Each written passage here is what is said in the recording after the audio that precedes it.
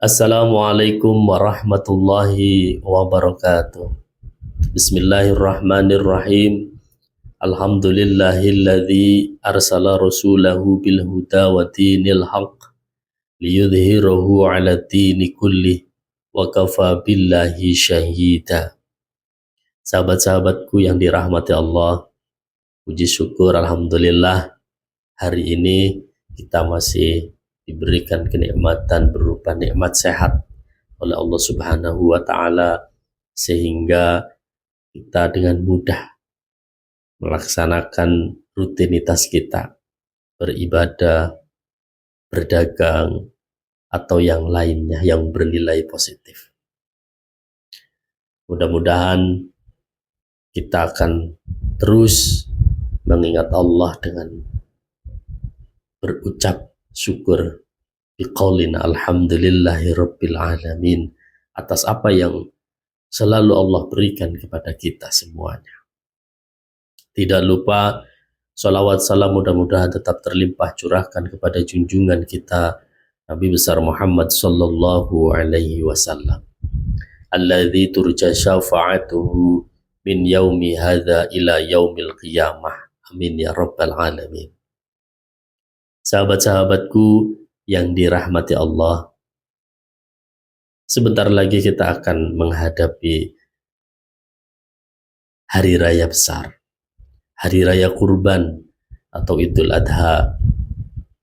Bagi yang memiliki rezeki jangan lupa berkurban, dan bagi yang belum memiliki cukup rezeki untuk berkurban, disunahkan di hari raya kurban itu menyembelih hewan yang dihalalkan. Punyanya ayam silahkan menyembelih ayam, punyanya entok silahkan menyembelih entok. Dalam hitungan kalender yang ada, bahwa kemungkinan 10 Zulhijjah itu akan bertepatan dengan hari Jumat, atau hari raya Idul Adha itu akan bertepatan dengan hari Jumat. Kaum muslimin biasanya dibingungkan dengan adanya sholat Id yang bertepatan di hari Jumat, karena yaitu tadi minimnya kita ngaji, keterbatasan masyarakat kita untuk menggali ilmu, sehingga hukum-hukum yang ada di desa kita terkadang masih samar-samar, bahkan masih banyak yang berpendapat katanya, tetapi sumbernya tidak jelas. Sahabat-sahabatku yang dirahmati Allah, saya akan membacakan satu hadis sahih. Shallal aida thumma rakhasa fil jum'ati faqala man syaa ayyusalliya fal yusalli. Jadi Rasulullah itu melaksanakan sholat Id, kemudian memberikan keringanan untuk sholat Jumat. Dalam penjelasan hadis ini, ulama-ulama madhab Syafi'i berpendapat bahwa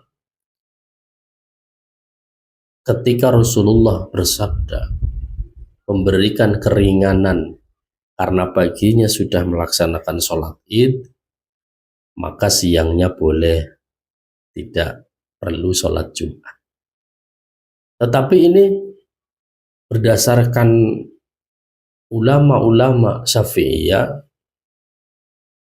ini tidak untuk umum, tidak semuanya bisa menggunakan atau memakai hadis ini. Jadi keterangannya adalah karena zaman Rasulullah itu masjid tidak di setiap desa ada. Jadi dari orang-orang pedalaman yang perjalanannya ketika pagi hari menuju masjid atau tempat dilaksanakannya sholat id itu sangat jauh, membutuhkan waktu yang lama, sehingga kemudian Rasulullah memberikan keringanan kepada umat Islam yang berada di pedalaman, karena pagi harinya sudah menempuh perjalanan yang sangat jauh. Misalkan mereka dari subuh sudah jalan berangkat menuju masjid dengan perjalanan 2 jam. Kemudian setelah selesai sholat id jam 7:30 mereka kembali ke rumah dengan perjalanan yang kembali memakan waktu cukup lama, 2 jam kembali. Maka Rasulullah demikian memberikan rukhsah atau keringanan. Lantas bagaimana untuk kita yang mungkin hampir rata-rata kita yang berada di Indonesia, khususnya di Pulau Jawa, itu hampir setiap desa memiliki masjid, bahkan tidak hanya setiap desa, setiap dusun itu hampir memiliki masjid. Jadi berangkat ke masjid itu tidak membutuhkan waktu yang panjang, tidak membutuhkan waktu yang lama, sehingga hukum daripada sholat id dan sholat Jumatnya menurut madhab Syafi'i dikembalikan ke hukum awal. Jadi sholat id tetap juga kita berkewajiban untuk melaksanakan sholat Jumat. Jadi bagi sahabat-sahabat sekalian, saya kira gambarannya cukup jelas bahwa menurut hadis Rasulullah itu yang dimaksudkan bagi sahabat-sahabat kita atau saudara-saudara kita yang tinggal di pedalaman dan sangat jauh dari masjid. Ini ada yang lebih ekstrim lagi. Ada yang berkeyakinan bahwa ketika lebaran di hari Jumat maka akan terjadi kiamat. Ini yang harus kita tepis hal-hal yang demikian supaya tidak mudah dikonsumsi oleh orang-orang awam.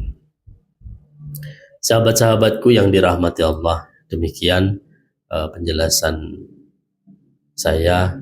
Insyaallah sumbernya nanti akan ada di deskripsi daripada tayangan ngaji kita pada hari ini. Semoga bermanfaat. Wallahu a'lam bishawab. Wallahul muwaffiq ila aqwamit thoriq. Wassalamualaikum warahmatullahi wabarakatuh.